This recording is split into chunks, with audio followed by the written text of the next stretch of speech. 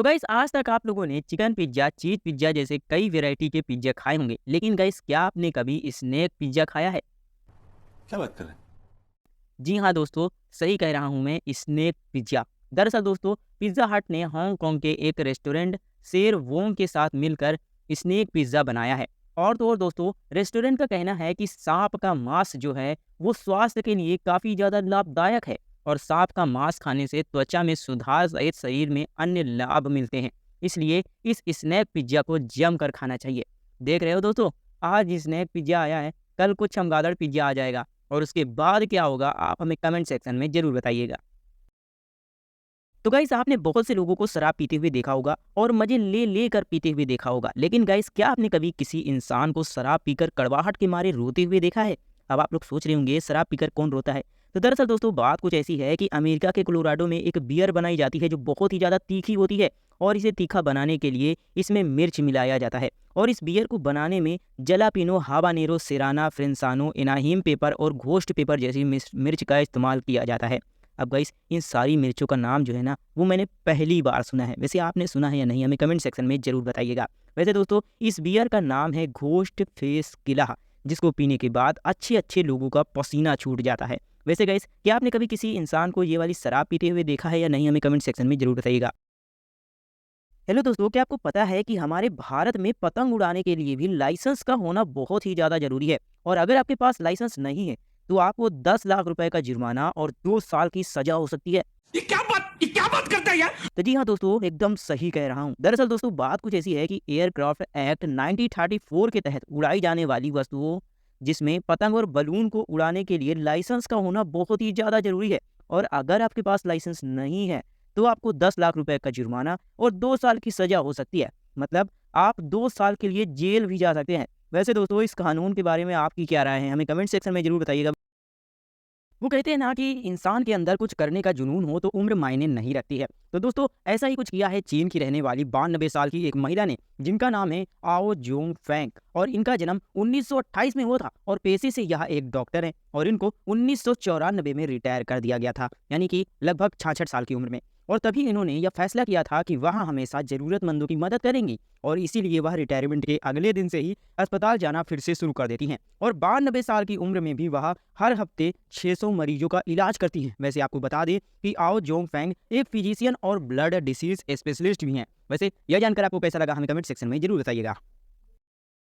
तो हेलो दोस्तों, आज तक आप लोगों ने आसमान से पानी या बर्फ या ओले गिरते हुए देखे होंगे, लेकिन गाइस क्या आपने कभी आसमान से मछलियों की बारिश होते हुए देखा है? तो जी हाँ दोस्तों, सही कह रहा हूँ।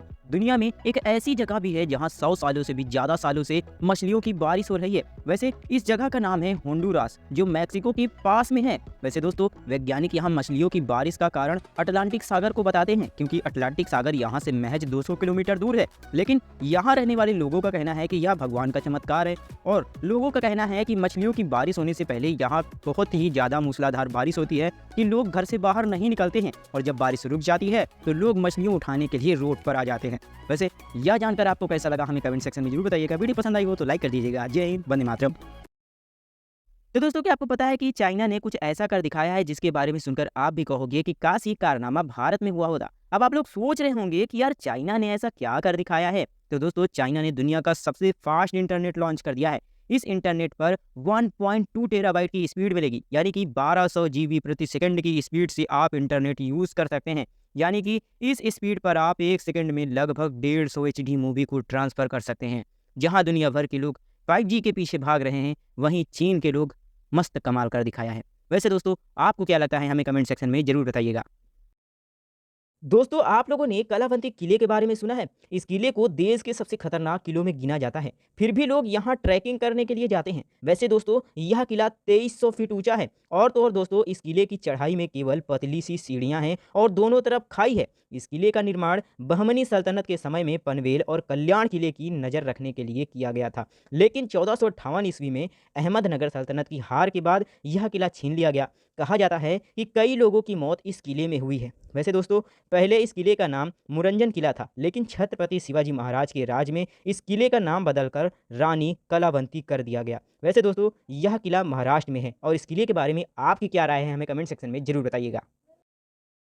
गाइस, भारत में बहुत से ऐसे आईपीएस अधिकारी हैं जो अपनी बहादुरी के लिए जाने जाते हैं। तो ऐसी ही एक आईपीएस ऑफिसर है जिन्हें देश की सबसे सख्त और बहादुर आईपीएस ऑफिसर माना जाता है। वैसे दोस्तों, इस आईपीएस ऑफिसर का नाम है डी रूपा मोदगिल, जिन्होंने अपनी सर्विस के दौरान कई बड़े बड़े केस सॉल्व किए हैं। और दोस्तों, इनका 20 साल की सर्विस में करीब 40 बार ट्रांसफर हुआ है, यानी कि एक साल में 2 बार। वैसे दोस्तों, इन्होंने कई ब्रांड के लिए मॉडलिंग भी की है। और दोस्तों, आईपीएस रूपा ने 2004 में मध्य प्रदेश की तत्कालीन मुख्यमंत्री उमा भारती को कोर्ट के आदेश पर गिरफ्तार भी किया था। वैसे दोस्तों, इस महिला आईपीएस के बारे में आपकी क्या राय है, हमें कमेंट सेक्शन में जरूर बताइएगा।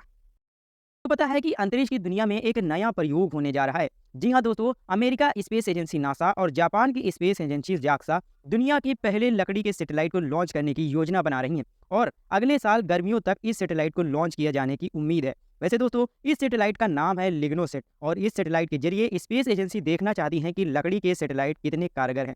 वैसे सोचने वाली बात यह है कि आखिर इस लकड़ी के सैटेलाइट को स्पेस में भेजने की जरूरत क्यों पड़ी।